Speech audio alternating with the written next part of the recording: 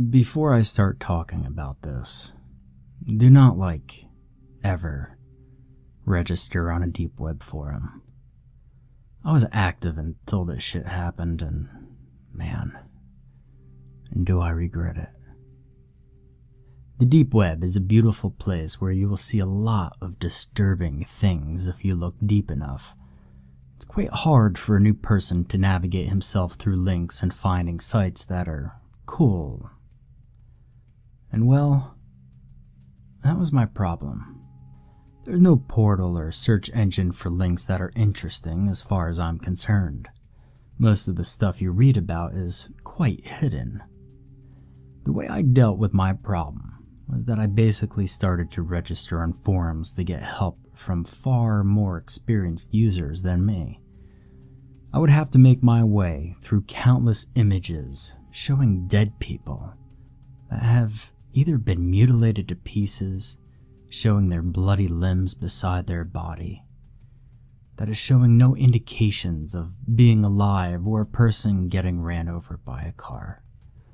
At first, it was disgusting, but after a while, I got fascinated. It clearly showed different parts of the human body, and the way they had been killed always was a thing I would always try and guess myself, to creating a scenario in my head clearly describing what had happened.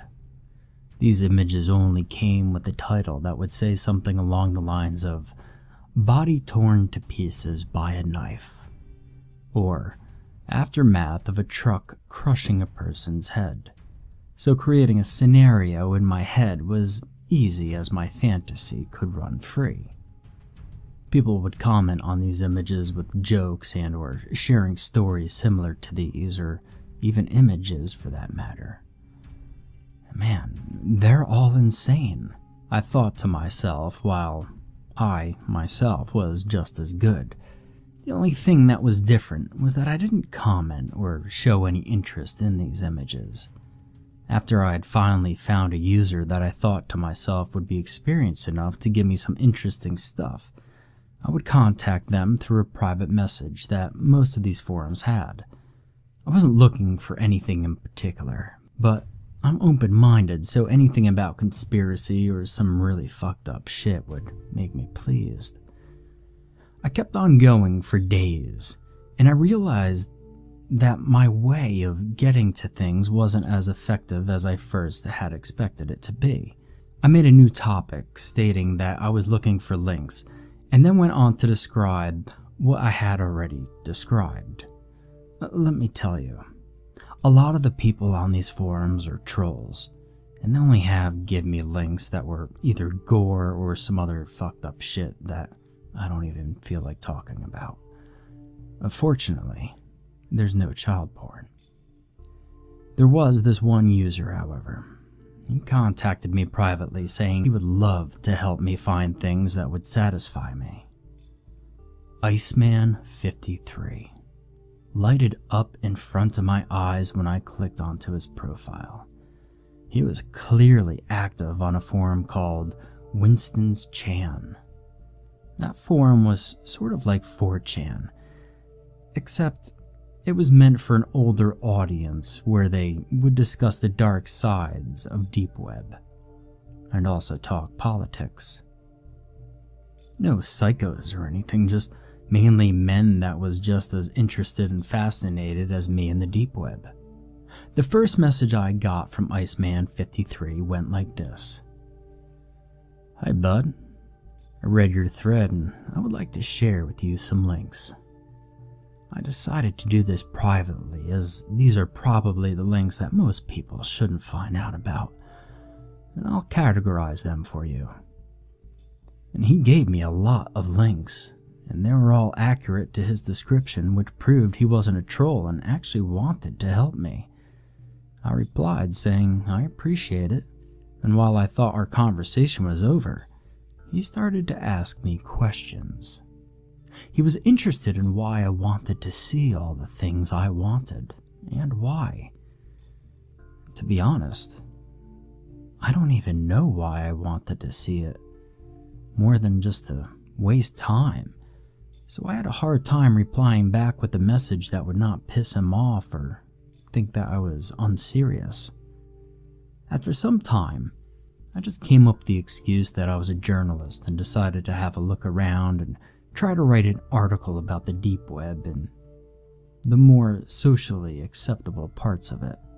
The rest of the same day, I had been introduced to Iceman53. It was just me browsing through the links I had been given. Most of it was quite boring, so I won't share any details on it. Day 2. I just returned from my shitty job as a shop assistant. I was ready to yet again try to get some new links. I logged into Winston's chan and saw that I had 5 new messages. They're all from the same user Iceman53. 5 unread. Damn, I thought to myself while reading the messages. I started to feel uncomfortable as the messages were somehow quite creepy. He had turned extremely aggressive as he had not gotten a reply from me. Message 1. Hey, how was the links, bud?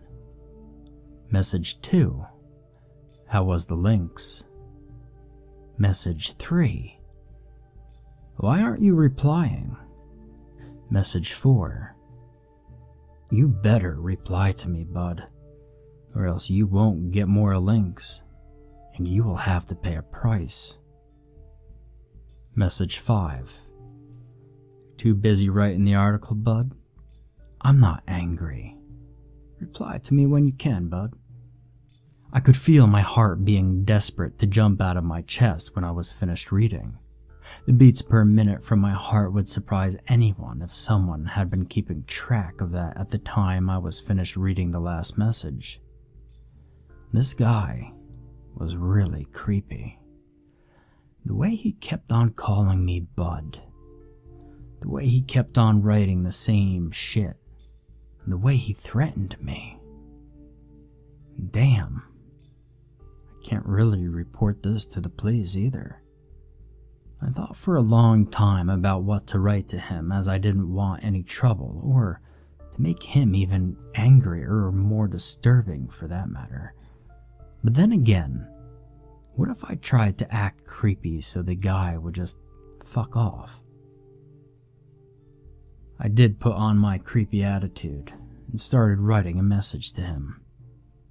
Thanks for the links and less thanks for your childish behavior. I really did enjoy the amount of entertainment you have given me, and I would be just as pleased as the first time if you would share more with me. You really have given me an interest in what I have started, especially with the gore stuff. One of the pictures from the gallery almost made me turned on when I saw just about how mutilated a person could get just from a simple crowbar. The way his knees and bones were all twisted up and fucked up really sent me a good shiver from the top of my neck all the way down to my back. All the conspiracy, all that fucking mess going on. Hey, what do you say about maybe starting a show with us as hosts, talking about and making fun of gore images? How does that sound, bud? I moved my cursor to reply, and I thought about it for a second, but I felt like that would just be my best move. After replying to him, I instantly regretted it. I thought to myself that anything but what I just did would be so much better. And after all, that was true. A few hours had passed and I got no reply, so I thought to myself that this guy was gone. At the very least, he didn't bother me anymore. I played League of Legends while actively refreshing the forum site to see if there was any life from that fucking Iceman, which, fortunately, it wasn't. The amount of hours I had stayed up when the time had gone well past 4 a.m. got to me, and I figured that I would just go to sleep. And that's when I checked my phone to see if I had any missing messages or calls. After all, I'd spent many hours with the headset on and I'd completely forgotten about checking my phone. I had one message waiting for me. The phone number wasn't familiar. I'd received the message around 8 hours ago. And that fucking message almost made me shit my pants. "Bud, let me in. I brought some paper and a pen for you." An alarm went off in my head, and that is when I rushed downstairs, made my way to the front door, and made sure that it was locked. It was. I then rushed to the back door and took a quick look outside.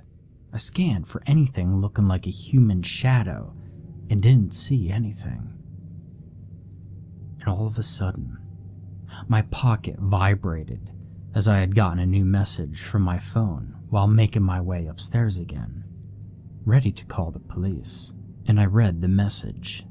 "Check again. Should I perhaps have brought some glasses as well?" I stopped and slowly turned my body towards the window again. And there, in the door window, I saw a head that was hidden because the light had gone out that was supposed to light up the back door entrance. I could make out a hand waving at me.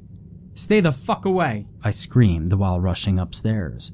I ran into my room once I got upstairs and proceeded to lock the door. I could hear footsteps coming from downstairs when I finally locked the door. I tried my best to call the police, but for some reason, it wouldn't let me call them. I tried to call anyone at all, but nothing worked. After some time, I just dropped down to the floor and started to cry while hyperventilating. I fainted, and when I woke up, it was already too late. I woke up in a chair with a table in front of me. On the table was a glass of water, some paper, and a pen. I felt 2 arms resting on my shoulders, and a male voice around his 40s said, "Write, bud. Write, journalist. Write an article about your last few days. Bud."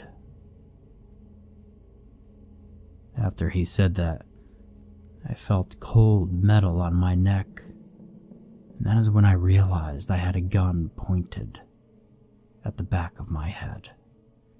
This is the last thing I will ever write. I'm gonna die soon. You guys have already heard my story now. This is me, writing what had happened, shortly before getting killed. Don't ever visit the deep web.